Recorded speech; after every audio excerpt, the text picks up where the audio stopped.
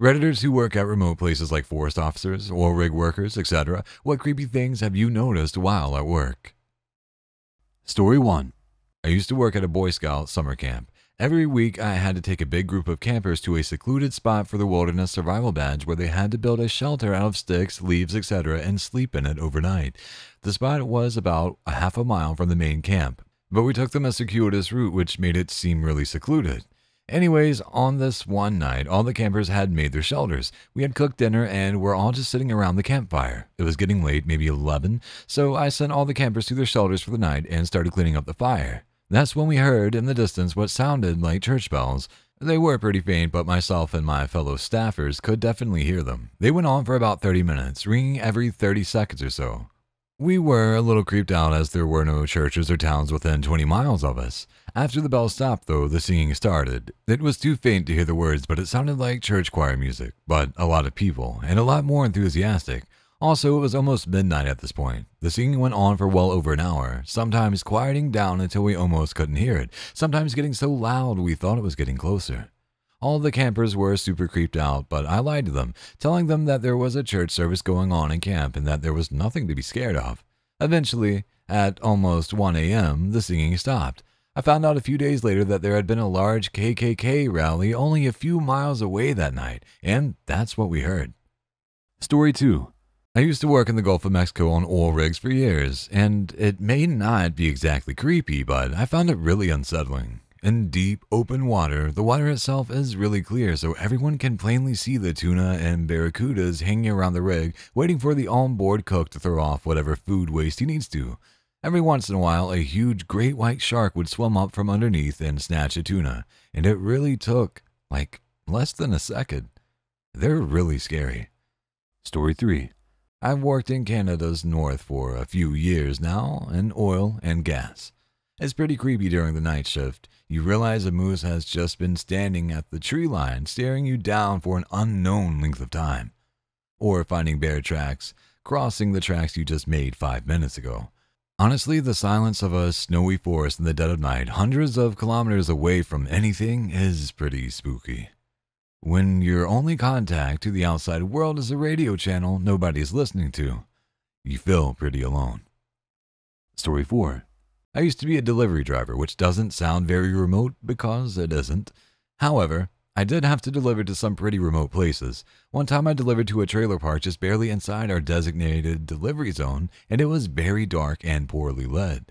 I leave my car running and keep the headlights and inside lights on to go deliver pizza. Upon returning to my car, I sit down in the driver's seat and look up to see a creepy old man standing less than 3 feet from my side of the car. He was just staring. It was the equivalent of a jump scare. I just started driving forward. I had to do a U-turn to get out of the park. When I turned around, the man was standing in the middle of the road, so I freaked out for a second before speeding around him, only to watch him attempt to chase my car out of the trailer park. I put in my 2 weeks after that. Story 5. I used to do agricultural work, alone in a field for 10 hours a day kind of thing. The pure amount of times I've heard the sound of running and snapped up to see literally nothing there was horrific. I was convinced it was surely animals between the trees for a while, but the weirdest moment was when I heard it loudly from a row of trees next to me, and immediately ducked under to see the feet of whatever animal was running by, and there was absolutely nothing. I remember trying to stay calm and walking really fast to the toilet block and sitting in there for a good long while before I came back. I never thought I'd be so freaked out in the daytime, but there wasn't a soul nearby for quite a way, and it really amped up my imagination. Story 6. I was a field geologist in the outback, about 12 hours north of Adelaide. One night I was driving the truck and saw what looked like a flagpole sticking up in the middle of nowhere. I wasn't anywhere near a farm or anywhere else that people would be, so I decided to drive over and check it out. It was a dead dog fully impaled on a spike, from butt to mouth. Took some pictures and had my boss call the cops, but for the rest of the assignment, I was freaked out that some maniac was out there with me. Story 7. I was the creepy occurrence. I live on a ranch off a quiet dirt road. Our distant neighbors, nearest house is about a mile away as the crow flies, have had issues with people stealing things out of their outbuildings and storage sheds in the area. It was also late in the year, so it was starting to get dark around 6 p.m. So as a result, every time I would see headlights go down our road, I would watch to make sure they weren't stopping on the property. One evening, I see a vehicle going very slowly down the road and come to a stop at the end of our driveway, about 120 yards from our front porch. The vehicle is parked right in front of a 60s pickup I have parked, so I think whoever it is might be looking to steal it, or just looking over the property. Whatever the case, I decide to put on a black coat and grab my rifle to go investigate. It's dark out, so I stay out of the headlights of the vehicle so I can get close. I can tell it's a white van, but I don't see anything else distinguishing about the van. When I'm about 50 yards away, the van backs up and turns into our driveway.